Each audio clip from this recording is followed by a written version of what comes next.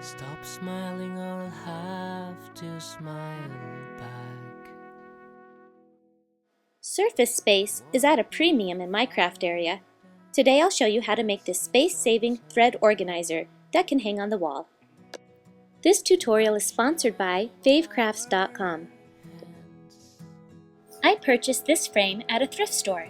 I think it's actually made to hold a calendar, but the long height will make it perfect for the space I have in mind.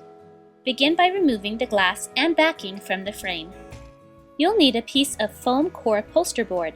Trace the frame's backing onto the foam board, then cut to size. If your frame is varnished, the paint will adhere better if you sand it lightly first. Be sure to wipe off the dust after sanding. Apply a base coat that will contrast with your top coat. Use acrylic paint. While the frame dries, we can paint the skewers. You don't need to paint the very tip, and you only need to paint about halfway up the stick.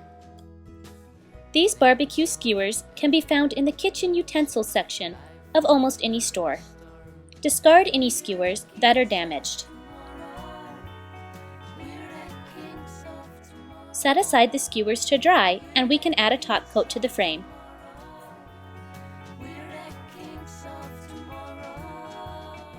If you'd like, you can add words or shapes to your frame by putting stickers on top of the base coat.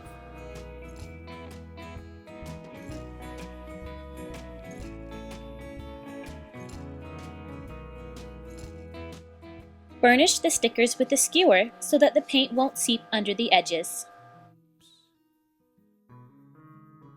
Then, paint over the letters with the top coat of paint. Set the frame aside to dry, and we can work on the fabric. You'll need to iron a fabric that's home decor weight. A cotton quilting fabric won't hold up as well once you start inserting the skewers. Spray one side of the foam board with fabric adhesive spray, and immediately smooth the fabric on top of it. You'll need your fabric cut large enough to wrap around each side. For best results, let the fabric set for an hour.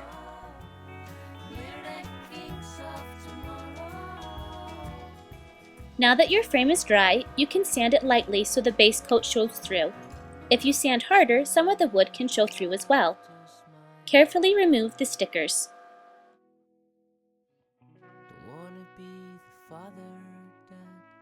Lets his own son drown. Once the fabric is set, trim the corners with a square shape for easier folding. Then, fold down each edge and hot glue in place. This is what the front of my board looks like. Now put the covered board inside the frame. You don't need to secure it, we're just seeing how much the frame overlaps the board. You can use a ruler to measure and mark where you'd like your pegs to be. It turns out that my polka dots are the perfect distance apart from my pegs, so my board will be very easy to make. Insert the pointed end of a painted skewer into one of your markings. Twist it through the foam board until it pokes out the other side. Flip your board over to the back and clip off the skewer so it's nearly flush with the board.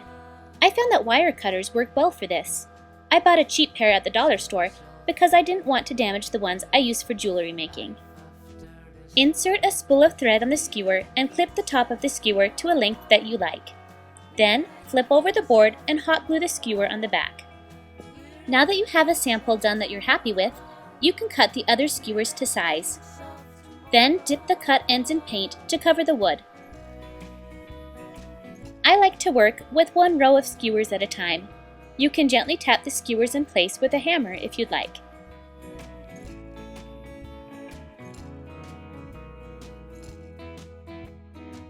Then snip the points off the back and hot glue to secure. I decided to make my pegs long enough to hold matching bobbin thread as well. Once you've finished adding all of your pegs, you can hot glue the board to the frame. You can also replace the backing if you'd like.